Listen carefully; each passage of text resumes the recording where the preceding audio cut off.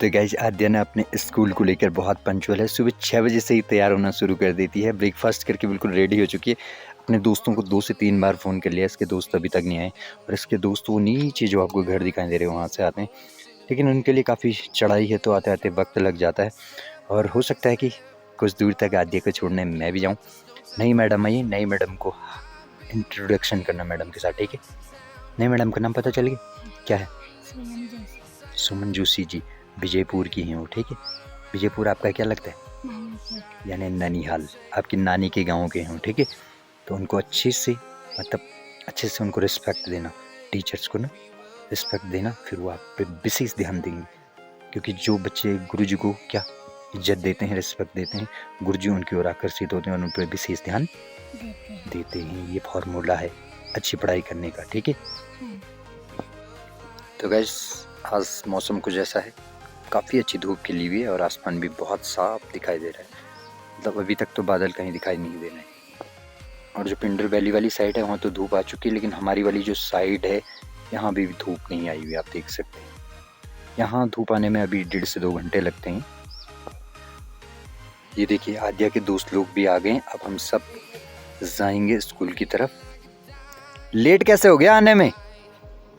जल्दी नहीं उठे सुबह? कितने बजे उठे? प्रणाम। कितने बजे उठे सुबह? 5 बजे उठ गए थे। फिर भी इतनी देर लग गई? काम किया। क्या क्या स्कूल का काम किया? याद कर लिया जो मैडम ने देर खाता याद करने के लिए, सुमन मैडम ने? तो घर आने के बाद कभी कभी आद्या को छोड़ने मैं इसलिए जाता हूँ ताकि उससे कभी ये न लगे कि वो अकेले जाए, क्योंकि स्कूल एक ऐसा समय होता है जहाँ मतलब बहुत कुछ। तो मोनिका और आद्या को स्कूल छोड़ने मैं जाता हूँ जब भी घर आता हूँ। उसके पीछे वजह ये होती है कि थोड़ा बहुत जो पुरानी यादें हैं वो भी ताज़ा हो जाती हैं और बच्चों को भी अच्छा लगता है, क्योंकि बच्चों को समय देना बहुत ज़रूरी होता है। चाहे आप उन्हें किसी भी प्रकार से समय दें तो वो चीज़ें बच्चों के दिमाग में रहती हैं, और बचपन से ही जैसी इमेज हम बच्चों के दिमाग में डालेंगे बिल्कुल आगे जाकर वही उनके आसपास रहती है। सो रिस्पेक्ट होता है एक दूसरे के लिए, इसलिए मुझे जाना पड़ता है कभी कभी। चलो चले। 6 की कविताएं याद होगी आप लोगों को? 6 की कोई कविता याद हुई आप लोगों को? कौन सी वाली? हिंदी की? कौन सी वाली? बोलते बोलते जाओ तो।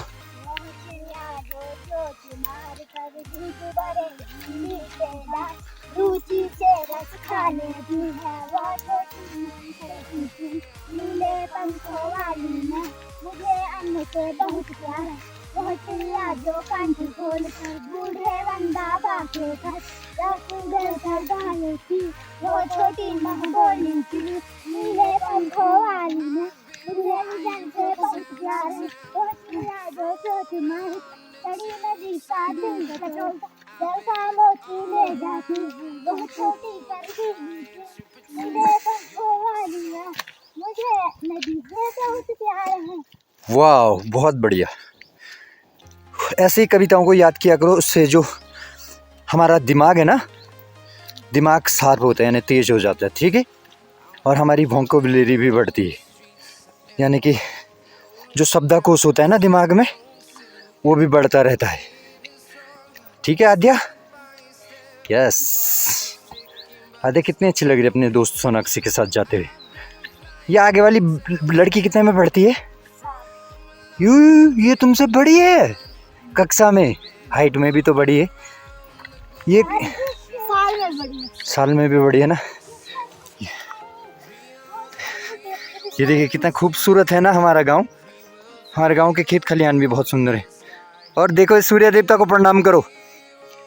जब भी सूर्य देव को सर्वप्रथम देखते हो ना, प्रणाम करो। सूर्य प्रणाम करना बहुत जरूरी होता है, सूर्य नमस्कार, ठीक है बच्चों? हाँ। और जैसे ही विद्यालय में पहुंचते हो माँ सरस्वती को प्रणाम, ठीक है? माँ सरस्वती की वंदना, उसके बाद गुरु लोगों को चरण स्पर्श प्रणाम, दंडवत प्रणाम, ठीक है? हाँ।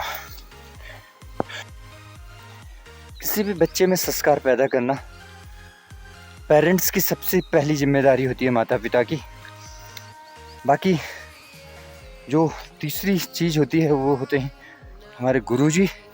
गुरुजी बच्चों को तराशने का काम करते हैं, ठीक उसी प्रकार से जिस प्रकार से एक पत्थर को काट काट के उसे मूर्ति का शेप दिया जाता है। हम सब के साथ भी ऐसा ही होता है। जो गुरु होते हैं, गुरु तराश तराश के हमें जीवन में इस काबिल बनाते हैं कि हम अपने जीवन में कुछ कर पाएँ। सो ये इम्पोर्टेंट होती हैं चीज़ें, और संस्कार हमेशा सबसे पहले माँ बाप को ही देने होते हैं बच्चों को, और देने की कोशिश करनी चाहिए। तो प्यारे साथियों, अभी मैं बच्चों को छोड़ने जा रहा हूँ तो ख्याल आ गया 2019 में हमारे गांव में रामलीला का मंचन हुआ था। बहुत ही भव्य तरीके से हम लोगों ने उस आयोजन को सफल करने में योगदान दिया। हमारी समस्त ग्राम पंचायत के हर एक नागरिक ने, किसी के भी दिमाग में इस प्रकार का कोई ख्याल या कोई भाव नहीं था कि मैं किस दायित्व पर हूँ। सब ने अपने दायित्व को सर्वोपरि माना और उसका अच्छे से निर्वहन किया। यही कारण रहा कि रामलीला का इतना सफल आयोजन रहा, और उस आयोजन की चर्चाएं पूरे पिंडर वैली में हुई। लोगों ने उस रामलीला से बहुत सीख ली। ठीक अभी 2025 में बड़े सौभाग्य की बात है कि मई से हमारे गांव में रामलीला की तालीम शुरू होने वाली है, और फिर जून में रामलीला प्रारंभ हो जाएगी। एंड इस दौरान भी आप सब लोगों से यही निवेदन करूंगा, जितने भी लोग हमारे गांव के हैं, जो बाहर हैं या गांव में रह रहे हैं, आप लोग निस्वार्थ भाव से, बिना किसी पद की लालसा किए हुए, बगैर किसी दायित्व की लालसा किए अपने आप को पूर्ण रूप से समर्पित कर दीजिए प्रभु रामचंद्र जी के लिए। और निश्चित रूप से प्रभु राम आपकी भावनाओं को देखते हुए आपके दायित्व को खुद सुनिश्चित करेंगे, मुझे पूरी उम्मीद है। तो ये है हमारी खूबसूरत खेत खलिहानों के बीच से गुजरता हुआ टेढ़ा मेढ़ा रास्ता। अभी इस रास्ते को भी मेंटेनेंस की बहुत ज़्यादा ज़रूरत है। बहुत सालों से इस रास्ते की मरम्मत नहीं हुई है, तो काफ़ी टूट फूट सा गया है, क्षतिग्रस्त हो गया है। फिर भी लोग काम चला रहे हैं, इससे चल रहे हैं, बट समय आ गया है कि अब इसका कैसे भी जीर्णोद्धार हो, फिर से इस पर कार्य प्रारंभ हो और इसकी बदहाल स्थिति को सुधारा जाए। और ये जो हमारे गांव का संपर्क मार्ग है, ये हमारे गांव के जो खेत खलिहान हैं इनको 2 हिस्सों में बांटता है।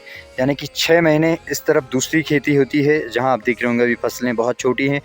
यहाँ मेवी गेहूँ नहीं सॉरी धान लोगों ने बोया हुआ है इस तरफ, और इधर के जो ये खेत हैं इस तरफ लोगों ने गेहूँ बोया हुआ है। कुछ ही दिनों में गेहूँ तैयार हो जाएंगे, तो गेहूँ की कटाई भी शुरू हो जाएगी। तो गेहूँ की कटाई को देखकर एक बहुत बढ़िया मुझे वीडियो याद आया, जो कि बहुत ही बढ़िया वीडियो था, जिस वीडियो से मैं बहुत कुछ सीखने मिला। बदानी सस्ता ने वो वीडियो बनाया था, जिसमें गेहूं की कटाई, बुआई से लेकर उसकी कटाई, और कटाई के बाद उसकी मंडाई के बाद कैसे भंडारण किया जाता है, और उसमें किस किस प्रकार की चीज़ों का उपयोग किया जाता है, वो सब कुछ दिखाया गया था। बहुत बढ़िया वीडियो था, बहुत चला भी, ट्रेंडिंग रहा, और समय समय पर लोग उस वीडियो को दिखाते रहते हैं। बहुत ही बढ़िया नाटक था, उस नाटक ने बहुत सीख दी लोगों को। सो खेत भी बहुत इम्पोर्टेंट हैं, और खेतों के लिए बीज भी बहुत इम्पोर्टेंट हैं। और हमारे जो 12 अनाज हैं उत्तराखंड के मोटे अनाज, उनको कैसे सेव किया जाए, उन्हें कैसे बचाया जाए और कैसे उनको और आगे ले जाया जाए, ये भी एक बहुत बड़ी चुनौती है उन सब लोगों के लिए जो कृषि करते हैं। सो ये छोटी छोटी चीज़ें हैं जिनका हम अपने व्यवहारिक जीवन में यदि समय समय पर जिक्र करें, उनके बारे में सोचें, तो ऑब्वियसली उस फील्ड में काम करके उसे बचाया जा सकता है। तो प्यारे बच्चे जैसे जैसे आगे बढ़ रहे हैं अपने स्कूल में के विषयों की चर्चाएं कर रहे हैं, अच्छा लगता है पढ़ाई के बारे में जब बच्चे चर्चा करते हैं। हमारे दौर में हालांकि हम पढ़ाई को लेकर इतने सीरियस यानी गंभीर कभी नहीं होते थे, इतनी रुचि नहीं रहती थी पढ़ाई में, और उसका परिणाम ये है कि आज हमें दर की ठोकरें खानी पड़ रही हैं। समय जब हाथ से निकल जाता है, समझ तब आती है। इसीलिए कहते हैं समझ और समय अगर दोनों एक साथ मिल जाएं तो जीवन सफल हो जाता है। सो बाबू अब मैं जाऊंगा यहाँ से, अब यहाँ से स्कूल भी बस कुछ ही दूरी पर है, तो आप लोग अपना बस्ता संभालिए एंड मुझे भी जाना है थराली। अब मिलूँगा मैं कब?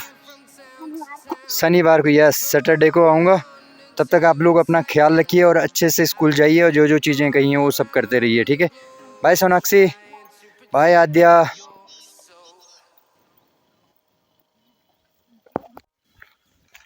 एक चीज़ और आप लोगों को कहना चाहता हूँ, हो सकता है कि मेरे वीडियोज उतने फ़नी नहीं होते हों, उतना आपको अपनी ओर आकर्षित नहीं करते हो, उतना अट्रैक्शन उन वीडियोज़ के अंदर नहीं होता हो, लेकिन मेरी कोशिश रहती है कि मैं अपने जो व्लॉग्स हैं, जो वीडियो हैं, उनके अंदर जो रियलिटी है, जो वास्तविकता है अपने उत्तराखंड की और जो जेन्युइन प्रॉब्लम्स हैं जिनको लेकर अभी हम फ्रस्ट्रेट हैं, उन प्रॉब्लम्स को आप लोगों के साथ साझा करना चाहता हूँ अपने वीडियो के माध्यम से। क्योंकि समय सिर्फ जाया करने के लिए नहीं है, समय एक दूसरे के साथ अच्छी चीज़ों को बांटने के लिए। हालांकि जो एंटरटेनमेंट वाले वीडियो बनाते हैं मैं उनका भी पूरा सम्मान करता हूँ, क्योंकि कहीं ना कहीं ज़िंदगी में मनोरंजन भी बहुत ज़रूरी है। कभी कभी हम ज़िंदगी में इतना फ्रस्ट्रेट हो जाते हैं कि हमें मनोरंजन की बहुत ज़रूरत होती है, वो भी ज़रूरी है, पर ये जो मैं करता हूँ वो भी ज़रूरी है। तो आप लोग थोड़ा सा हमको भी तवज्जो दीजिए, थोड़ा सा हमको भी सपोर्ट कीजिए। एंड आप लोगों के सपोर्ट के बगैर ये जो सारी चीज़ें हम करने की कोशिश करते हैं उनके कोई मायने नहीं हैं, क्योंकि किसी भी क्रिएटर के पास जब तक उसकी ऑडियंस नहीं है और सही ऑडियंस नहीं है तब तक वो ज़िंदगी में कुछ नहीं कर सकता। तो हमारा सफल होना, हमारी असफलता, इसका जो परिणाम है यानी जो रिजल्ट है वो आपके हाथों में रहता है। आप हमें जितने मार्क्स देंगे वही हमारी सफलता को निर्धारित करेगा, हमारे भविष्य को निर्धारित करेगा। सो प्लीज़ हमको सपोर्ट कीजिए जैसे भी हो सकता है। तो हमारे गांव के मध्य में एक ऐसा पॉइंट है जिस पॉइंट से ये बहुत ही खूबसूरत व्यू भी हमें देखने को मिलता है और ये व्यू हमें और अपनी ओर बहुत आकर्षित करता है।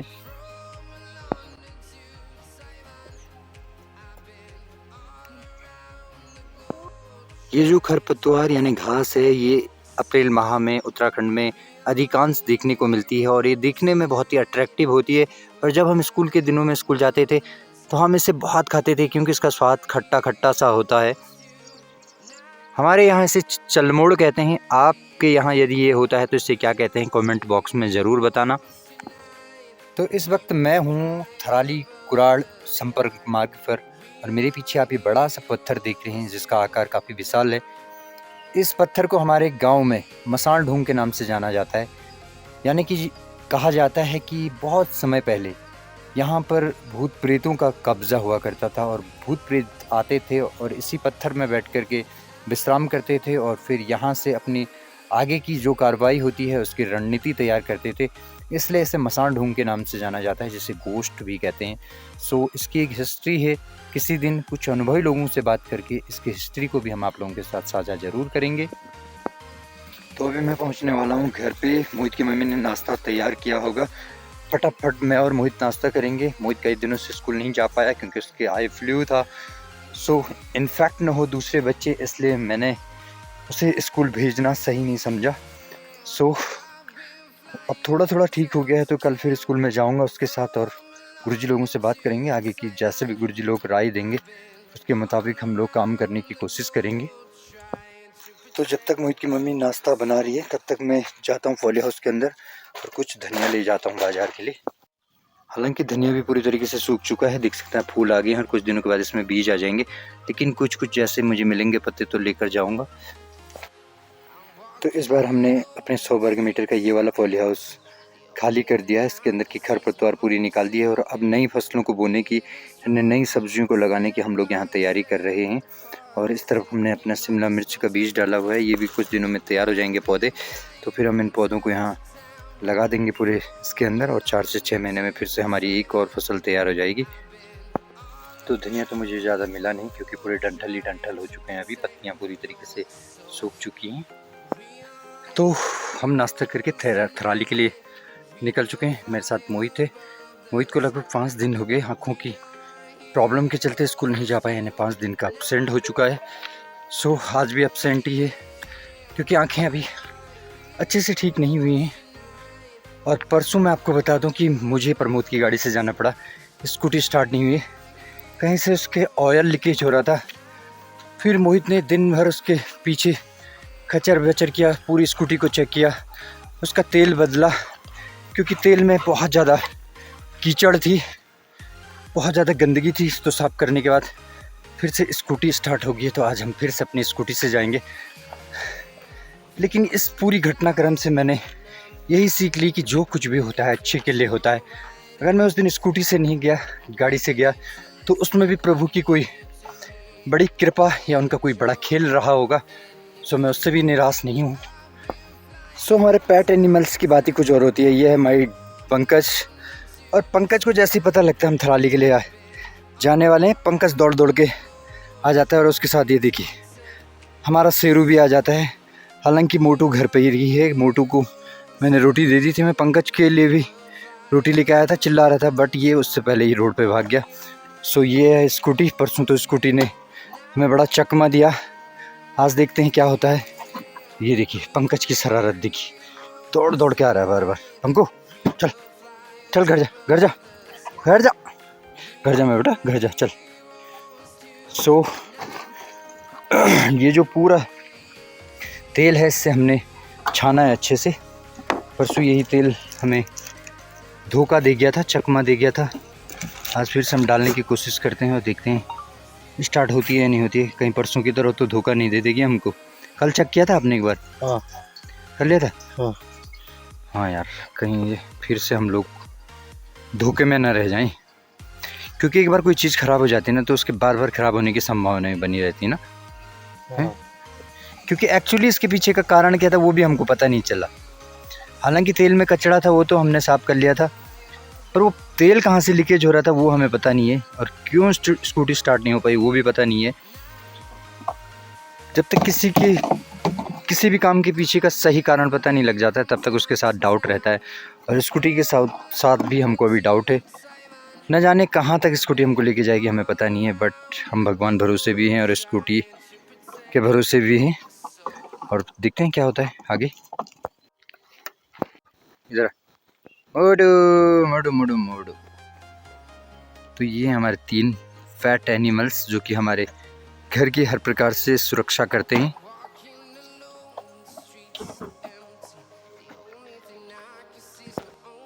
चौक खींच ले पहले, हल्की चौक खींच बेटा। तेल की कितनी फ्लेवर आ रही। चौक खींच करके सीधे रेस मत दे, 3-4 मिनट ऐसे स्टार्ट रहने दो।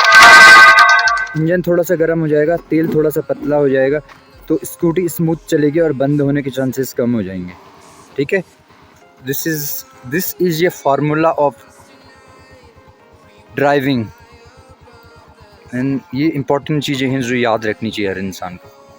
सो अब हम निकल रहे हैं यहाँ से, सीधे थराली जाकर आप लोगों से मिलेंगे और थराली में जो कुछ भी होगा सब कुछ आपके साथ साझा करेंगे। वीडियो में बने रहना। तो हम पहुँच गए थराली और अभी हम जा रहे हैं ऊपर स्टेशन, यानी थराली के ऊपर बाज़ार, क्योंकि वहाँ आई हुई है हमारी सब्जी। और निकलते हैं उस तरफ और दिखाते हैं मार्केट में सुबह का नज़ारा किस प्रकार का है।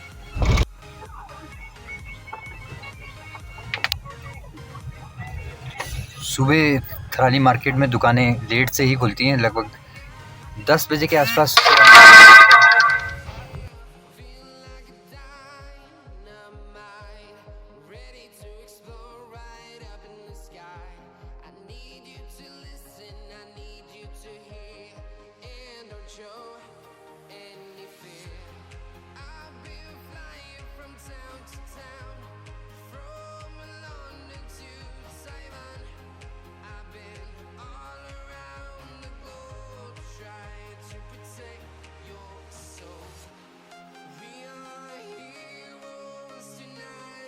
तो हम पहुंच गए ऊपर बाज़ार राकेश भाई की दुकान पे, राकेश बिस जी। और राकेश बिस जी की दुकान आप देख सकते हैं कितनी बड़ी दुकान है, और हर आइटम राकेश भाई के पास आपको मिल जाता है। स्पेशली जो सब्जियां होती हैं, सीजनल सब्जियां भरपूर मात्रा में भाई के वहाँ मिलती हैं और चीप रेट पर मिलती हैं, इसलिए हम भी यहीं सब्ज़ी लेने आते हैं। तो राकेश भाई की दुकान नासिर बाज़ार में है, और नासिर बाज़ार की सबसे बड़ी दुकान है राकेश भाई की। और हर प्रकार की सब्जियां ये देखिए अभी ढकी हुई हैं क्योंकि धूप ज़्यादा है इस वक्त। तो नासिर बाज़ार से वापस ही हम लोग कर चुके हैं थराली के लिए। देखिए कितनी खूबसूरत प्रकृति है यहाँ की, बहुत मज़ा आता है। अभी दोपहर के 1 बजे हैं और मैं आ गया हूँ रूम पे। मुझे बनाना है दिन का खाना। दिन के खाने की तैयारी कर रहा हूँ। इस वक्त मोहित दुकान पे है। तो इस तरह मैंने वेजिटेबल्स रायता तैयार कर दिया है एंड ग्रीन सैलेड भी काट के रख दिया है विद एप्पल। तो जब तक मेरी खिचड़ी बनकर तैयार होती है तब तक मैं आपको बाहर का मौसम दिखाता हूँ। मौसम आज काफ़ी सुहाना है, बहुत अच्छी धूप खिली हुई है आज और दिन के वक्त काफ़ी गर्मी है, लेकिन जो बारिश है उससे देखिए आसपास काफ़ी हरियाली नज़र आ रही है इन दिनों। और इस वक्त गर्मियाँ बहुत ज़्यादा हैं तो देखिए आस पड़ोस पे लोग भी बहुत कम दिखाई दे रहे हैं, सब अपने कमरों के अंदर